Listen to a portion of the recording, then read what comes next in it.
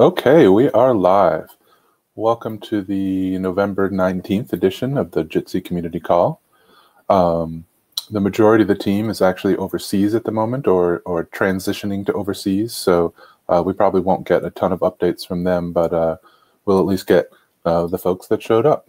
So from my end, I've been mostly working on dutifully porting over the infrastructure that we have currently.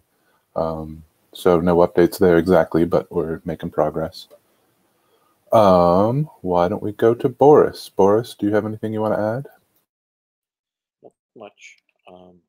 People have been asking about the effects of Octo and cascading video bridges. And in the coming weeks, this is what I said on the last call as well. I'll be looking at the data that we have and trying to see what the effects are. And we'll eventually post about it. But right now, I don't have any actual updates. Excellent, thank you. And George? Yeah, I don't have many updates as well. I'm here mostly just in case I'm needed to answer questions to people having questions. There were some fixes for the bridge that didn't get merged because we have some the PRs were failing, but I'm expecting that will be fixed either today or tomorrow. So we should have them in by tomorrow. The fixes are related to upscaling to the HD resolution, and sometimes that doesn't happen when there's somewhat limited bandwidth. And then we're going to start working on fixing some artifacts in the video streams. We're going to resume that work actually, and hopefully we'll be done fairly quickly, and we will have some good updates in the next community call. That's from me. Cool. Thank you very much, George. Brian, anything to add? Not much. Last week was mostly orientation stuff. Finally got maybe a couple days in, but it was work on new bridge stuff. So I'll be continuing on that. Cool. Thank you. Zoli. Thanks. From my side, it's going to land a bigger amount of refactoring, mainly cleaning up native and swap code, merging them, and that's all related to the new design of the dialogues. That's what's going to come and being worked on right now. Excellent, excellent. Lenny, anything to add? Just gonna restart work on room integration. So I'm currently doing some cleanup so that's easier for other people to contribute. Excellent. Anyone else on the Jitsi team want to contribute anything? Going once. And sold. All right, so we've now moved on to the open mic portion of the time. Does anybody have any questions, comments, concerns? Open mic.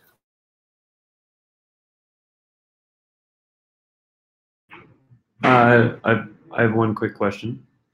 This is kind of a follow-up from last week, where we're trying to leverage the recorder RTP impl in Jitsi, and I posted a couple of questions on community. I was having trouble. I had to kind of switch back to the audio mixer approach, but it wasn't clear the best approach for getting the RTP translator. I sort of used the SIP gateway as an example, but there are a few cases in the SIP gateway approach that are a little different in the case of RTP translator, especially on when the call's getting started and when the call's getting invited. It just wasn't really clear to me at what point is the RTP translator kind of getting hooked in the transcription gateway case. So in the mixer case, you create a new media call conference, and you override get default device, and you create the audio silence mixer. But in the case of translator, it wasn't clear. There's two things that are having the SIP gateway side. One of them is it's doing SSRC rewriting, using SSRC rewriter, and I wasn't sure whether I needed to do that.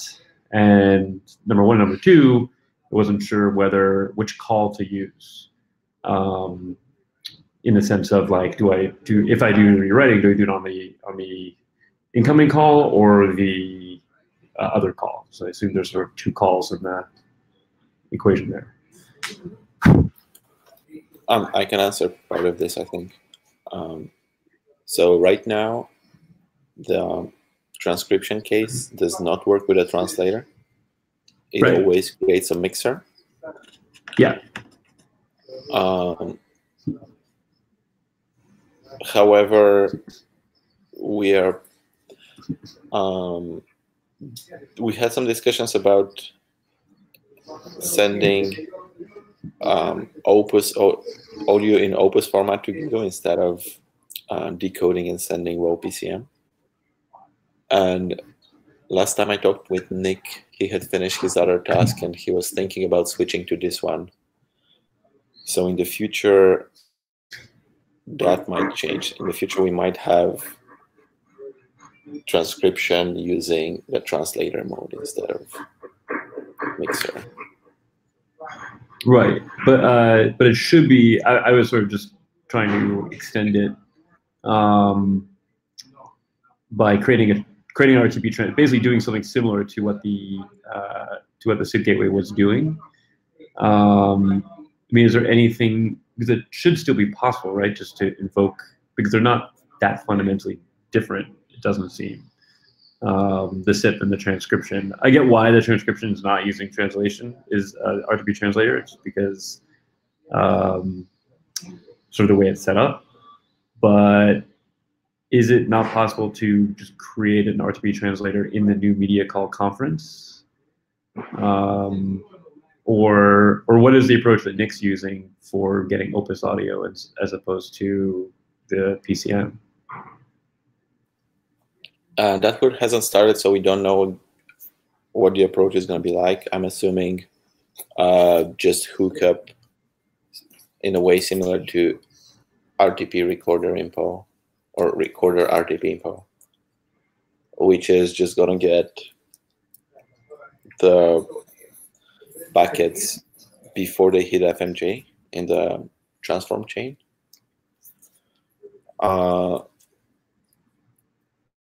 And use that instead of the current hook to the mixer. Right. Because it sort of seems, yeah, that makes sense. Which is so that should be possible if I just create in the new media call conference that gets created. If I create a translator through the media service, is there anything else I need to do to be able to sort of intercept those RTP streams? So that's sort of the only missing piece that I wasn't clear on, is like how there must be some. So in the SIP gateway case, it's using this SSRC rewriter. I wasn't exactly sure why,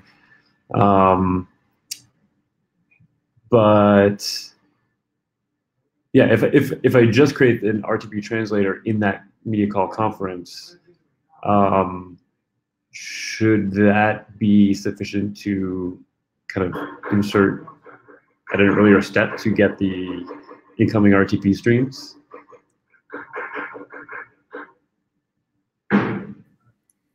Yeah, that should be pretty much everything that you need. You need to attach somehow to the translator though. If you look at the recorder RTP info code, I think that's where I think it attaches to the translator. Yeah, it takes the translator as a constructor. Yeah. Argument. Okay. Okay, so you know that part. Yeah, so it just wasn't clear like what else I need to do at the call level to get to ensure that RTP translator.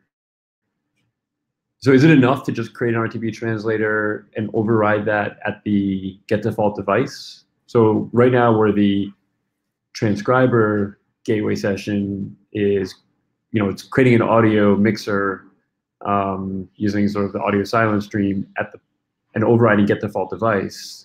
should I be doing the same thing there in the RTP translator side? Oh, I have no idea. I would have to look at the code.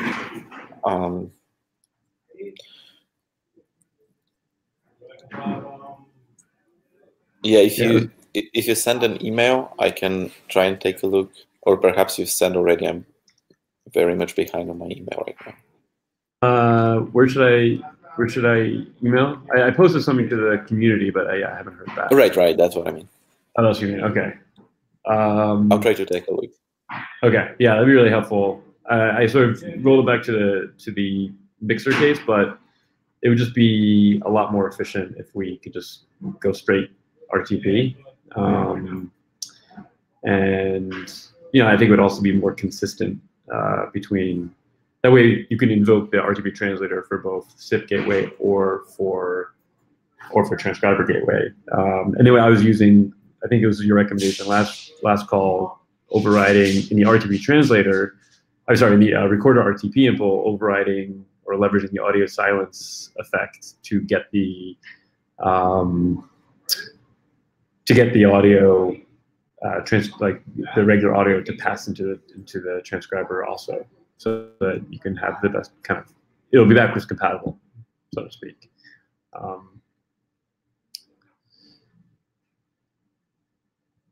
Yeah, if you can take a look at that, that would be great. Yep, I will. Thanks. Anyone else with questions? Still open mic.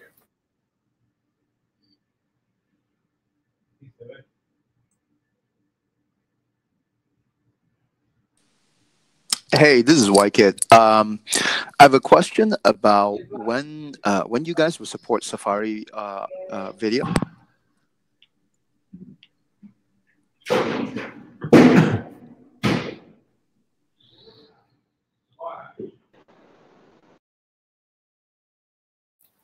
This is a good question, but I'm not actually sure where that is in the George, roadmap. it looked like you were going to say something.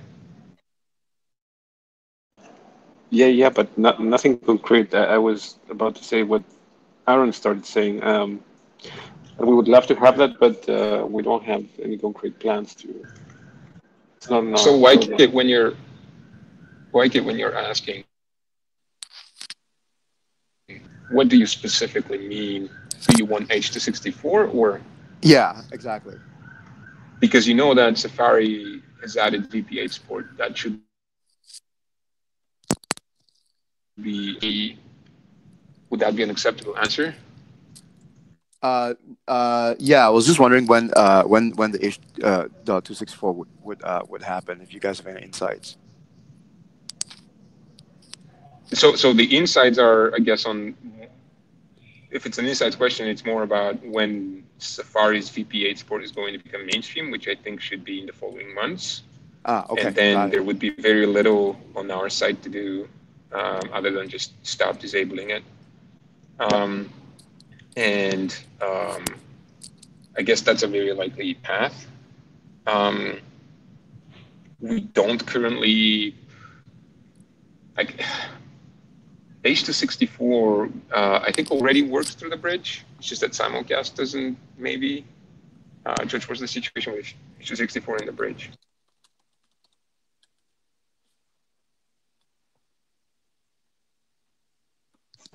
H.264 should be working fine. We have some issues with VP9, but H.264 should be working. Including simulcast? No, simulcast. We haven't tested simulcast. Yeah. Right. So we don't have any immediate plans for any extra work in that direction. We have no need for that, I guess. Okay. What's your need for H.264 rather than Safari? And why are you interested in Safari? Is it because of Mac or is it because of iOS? Actually, desktop, but eventually iOS. But yeah, so desktop today, out of a box that users that use our platform can't, only have video, only have audio but not video?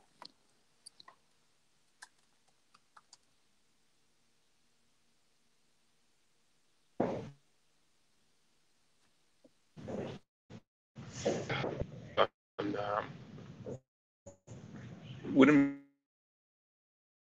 get it to work on,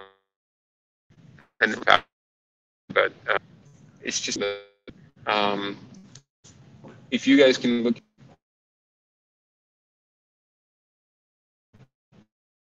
at the code, basically it would be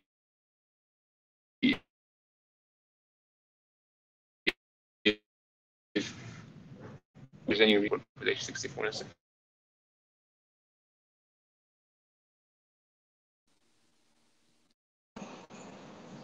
Yeah.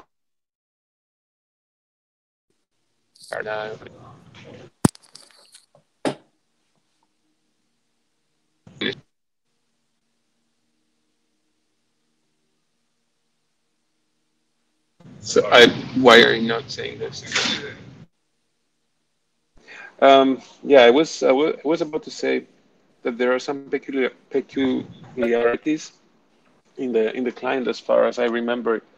And the Safari code path, well, for Safari, we use a different code path that specifically supports only audio-only mode. If Lenny or Brian is in the call, maybe they can correct me. Maybe I'm wrong, but I don't think it's only a bridge-related thing. No, I don't actually. I was just going to say that I don't see any reason why we wouldn't just enable H264 in Safari and then expect it to be handled in most other places. It would just have to be, I don't even remember why we enabled it as if, I think it was just too much hassle to go and detect all the possible scenarios, because we send an offer from the focus that doesn't have H264, and then we add H264. We used to do that in some places. I think we were doing it maybe for some calls. It was just a little bit of hassle, and then we decided that's just too much hassle and stopped doing it. But in fact, probably get it to where it was just a little.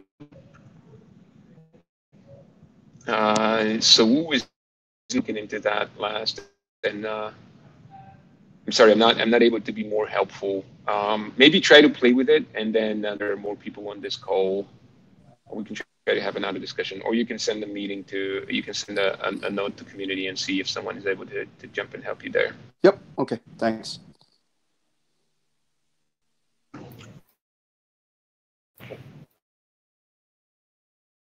Cool. All great questions. Still open mic. Anyone else have any questions or comments?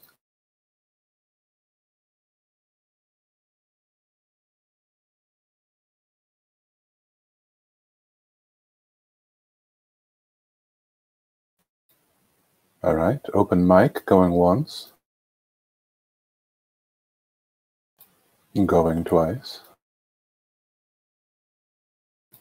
Great. Well, I think that wraps up this edition of the community call. Thanks everybody for participating, and we'll have the next one at the regularly scheduled time. Have a good day. Happy Thanksgiving, everybody. Thank you. Thank you, guys. Bye.